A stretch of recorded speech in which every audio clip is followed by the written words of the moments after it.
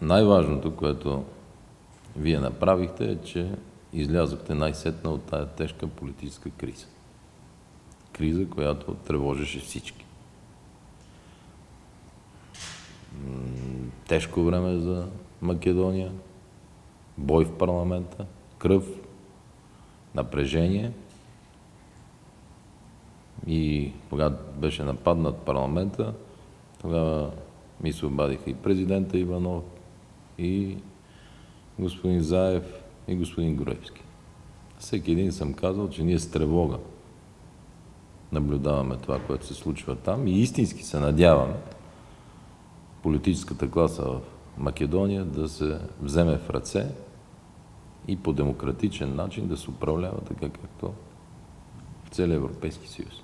Винаги сме твърдяли в България, че присъединяването към Европейския съюз на целите Балкани, присъединяването на всички балкански държави към НАТО, нещо, което ще успокои региона.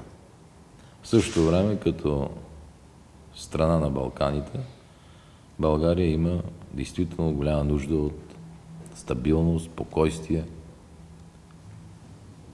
инвестиции, свързаност, инфраструктурни проекти, защото сме десетилетия назад. И повече. Така че господин Заев е добре дошъл. Това, което ще чува от нас, че ние сме готови да подкрепяме, да помагаме. Това, което ни се поиска.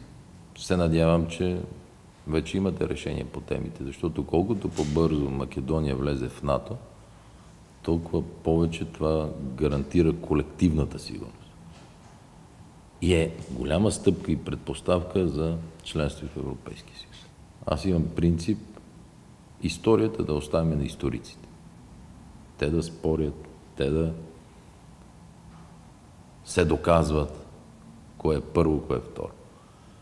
За нас е важно между София и Скопие, между Скопие и Благоевград, защото магистрала Струма, София, Солун да големи възможности да направим инфраструктурни проекти. Да има магистрала, да има ЖП линия и това да кръстоса Балканите във всички посоки. Това гарантира бизнеса, това гарантира туризма, това гарантира високи доходи, това гарантира движение на хора, които да видят всеки един от нас на какъв етап от развитие. Това е свобода. И остава новото ръководство на Скопие да заяви желание, да седнем, да възложим един проект и да почнем да го работим. В това отношение по-голям приятел Македония от мене няма. Защото аз съм убеден, че пътя води до благоденствие. Като има път, има туризъм, има бизнес, има движение, има инвеститори. Затова е изключително важно НАТО, Европейски съюз. Това означава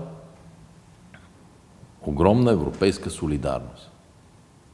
И вие това трябва да си го дадете като сметка и да го свършите.